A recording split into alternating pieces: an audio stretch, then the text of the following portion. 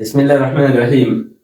په ډیفیوژن او په افیوژن کې فرق څه دی؟ ټیک شو. نو ډیفیوژن چې کوم دی دا زموږ سره موومنٹ اف مالیکولز فرام هایر کنسنټریشن ټوورډز لوور کنسنټریشن دی، چې مطلب که فرض کا مالیکولز په یو ځای کې ډیر دي، کنسنټریشن یې استوا دی، نو دا به ورو ورو هغه ځایونو ته خورېږي ځي به کوم ځای کې چې دغه مالیکولز کم دي، کنسنټریشن یې کم دی. ټیک شو. یعنی مطلب که دې ځای ته تاسو وګورئ نو ګوره دا زموږ سره مالیکولز دي، کنسنټریشن یې سیوا دی دلته، او په دې ځایونو کې چې کوم دی نو مالیکولز کم دي، کنسنټریشن یې کم دی، نو د دې هایر کنسنټریشن والې علاقې نه د لوور کنسنټریشن والې علاقې ته ورو ورو خورېږي، ځي ورته. دې عمل ته څه وایي؟ ډیفیوژن ورته وایي. ټیک شو. یعنی مطلب که مونږ سپری وکړو یا عطر ولګوو په یو کمره کې که نه په یو ځای کې، نو دغه سپری دغه عطر چې کوم سمیل دی، دغه بوی دی کوم، نو دا به څه ټایم پس په دې ټوله کمره کې خور شي. دې عمل ته ډیفیوژن وایي. اوس که مونږ افیوژن له راشو، نو افیوژن زموږ سره دا دی چې gas molecules escape from a container through very small hole. ټیک شو. هول څه ته وایي؟ سوري ته. نو انتهایی وړوکې سوری چې وي په یو کنټینر کې، د کنټینر نه مطلب هر څه کېدلی شي، دا یو سلنډر هم کېدلی شي، دا د یو ټایر ټوپ هم کېدلی شي، دا چې کوم دی نو تاسو چې کوم بیلون غباره وپړسوئ که نه هغه هم کېدلی شي، خو چې په دې کې انتهایی وړوکې سوری وي او د هغې نه چې کوم دی نو دا ګیس مالیکولز په قلاره چې کوم دی یو وځي، نو دې عمل ته څه وایي؟ افیوژن ورته وایي. ټیک شو. یعنی مطلب که پنکچر ټایر دی که نه، ټایر دی پنچر شو او دا چې کوم دی نو تا پې 3-4 ګنټې مزل هم وکړو او دا ورو ورو تشېږي اخره کې چې کوم دی نو هوا ښه کافي کمه شي. مطلب داسې نه چې بس پنچر شو او یو منټ کې دننه تش شو. نه دا افیوژن نه دی. دغې ته بیا بلک فلو وایي. بلک فلو. ټیک شو.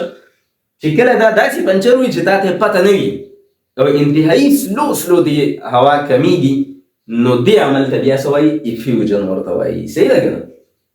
بل زموږ سره چې کوم دی ډیفیوژن زموږ سره رینډم میکسینګ، بس مالیکولز چې کوم دی رینډم موومنټ کې یو میکسینګ پکې کېږي د مالیکولز ګډوډ وي. ټیک شو. افیوژن چې کوم دی دا زموږ سره اسکیپینګ ون بای ون تھرو ویری سمال هول. ټیک شو که نه؟ دې ځای کې تاسو وګورئ مثال طور دا یوه غباره شوه یا مطلب یو ټایر شو، د هغې چې کوم ټوپ دی نو هغې کې انتهایی وړوکې سوری چې کله وشي او په هغې باندې دومره وړوکې سوری وي چې ایټ ا ټایم پې صرف یو مالیکول پاس کېدلی شي. لکه مطلب په دې ځای باندې یو مالیکول پاس کېدلی شي چې هغه پاس شي د هغې نه پس بیا بل. صحیح ده که نه؟ نو دې عمل ته څه وایي؟ افیوژن ورته وایي. ټیک ده که نه؟ اسکیپینګ څه ته وایي؟ تښتېدل. صحیح ده که نه؟ د هغه ځای نه تلل. نو ګورئ په دې ځای کې چې کوم دی زموږ سره د دې کنټینر نه یو مالیکول چې کوم دی اسکیپ کېږي، وځي دي، تښتې دي په دې انتهایی وړوکې سوري باندې یو مالیکول، نو دې عمل ته څه وایي؟ افیوژن ورته وایي. ټیک شو. دلته چې کوم دی زموږ سره کولیجن کېږي، د مالیکولز ټکراو کېږي. صحیح ده که نه؟ ټکراو د یو بل سره مالیکولز ټکراویږي په ډیفیوژن کې. او دلته چې کوم دی زموږ سره نو کولیجن یا نیګلیجبل کولیجن، مطلب کولیجن خو یا د سره کېږي نه یا انتهایی کم کېږي، بس یو مالیکول وځي، نو دا د یو بل سره کولیجن نه کوي، جنګېږي را جنګېږي نه، ټکراو نه کوي. دلته خبره د کنسنټریشن وي، د هایر کنسنټریشن نه به لوور کنسنټریشن طرف ته ځي. ټیک ده که نه؟ او دلته چې کوم دی زموږ سره خبره د پریشر وي، د هایر پریشر والې علاقې نه به لوور پریشر والې علاقې ته ځي. اوس خبره یو شانتې ده، دلته هم زموږ سره هایر کنسنټریشن دی نو لوور کنسنټریشن طرف ته ځي، او دلته هم زموږ سره هایر کنسنټریشن دی نو لوور کنسنټریشن طرف ته ځي. خو دلته خبره دا ده چې مثال طور که دا کمره ده نو په دې کمره کې خو یو شانتې پریشر دی، خو دلته زموږ سره مالیکولز ډېر دي، کنسنټریشن یې سیوا دی او په دغه ځای کې کم دی، نو د هایر کنسنټریشن نه به لوور کنسنټریشن طرف ته دغه سپری یا عطر مالیکولز چې کوم دی خورېږي. نو کمره کې خو دا پریشر یو شانتې دی، نو دلته خبره د پریشر نه ده، د کنسنټریشن ده. دلته چې کوم دی نو زموږ سره کنسنټریشن دی او د دې کنسنټریشن په وجه باندې دلته پریشر ډېر زیات سیوا شوی دی، نو د هایر پریشر نه به لوور پریشر طرف ته چې کوم دی نو مالیکولز ځي. نو دلته موږ د کنسنټریشن خبره کوو، دلته د پریشر خبره کوو. صحیح ده؟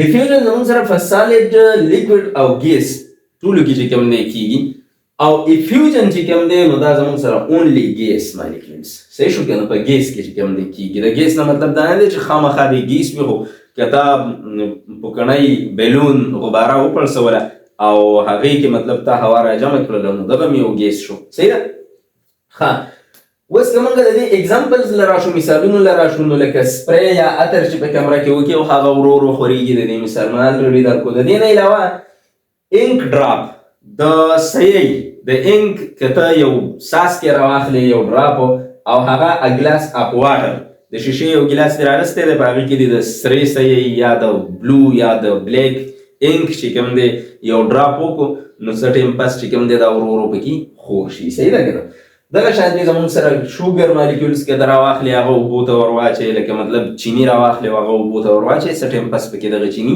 غایب شي حل شي پکې ډیفیوژن یې وشي په ټول اوبو کې چې کوم دی یو شان دي دا مالیکولز خواره شي او دا ټولې اوبه یو شان خوږې شي صحیح شو نو دا زموږ سره ډیفیوژن دی دغه شان دي که موږ د افیوژن اګزامپلز له راشو نو پنکچرډ ټایر مثال تاسو له ما الریډي درکړو چې دا پنکچر شوی وي خو داسې پنکچر وي چې ته پرې ښه په ګنټو مزلې وکړي او دا د هغې نه پس تش شي ورو ورو تشېږي نو دې عمل ته څه وایي افیوژن ورته وایي صحیح ده که نه اونین سمیل چې ټایټلی سیلډ بیګ وي که نه دا یې ستاسو د نهم په کیمسټري کې ورکړي دي چې که فرض کا مطلب تا پیاز په شاپر کې راغستی دی او دغه شاپر تا سم بند کړی دی مکمل دی بند کړی دی نو بیا هم د دې نه چې کوم دی د پیازو دا بوی ورو ورو چې کوم دی دا راوځي صحیح ده که نه ځکه چې د شاپر کې وایي انتهایي واړه واړه سوري په هغې باندې زموږ سره دا مالیکولز بهر ته راوځي نو دې ته څه وایي افیوژن ورته وایي د دې نه علاوه ستاسو د نهم په کیمسټري کې دا خبره مو ورکړې ده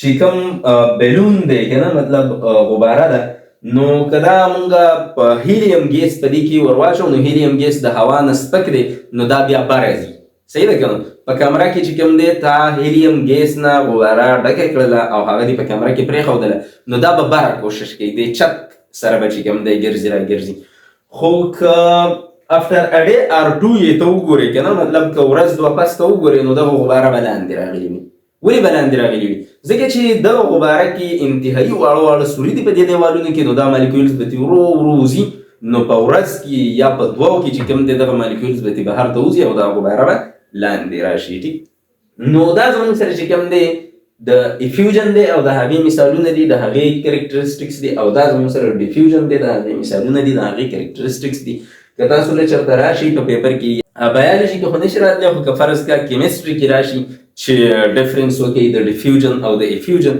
نو هغه به تاسو داسې کوئ ټیک شو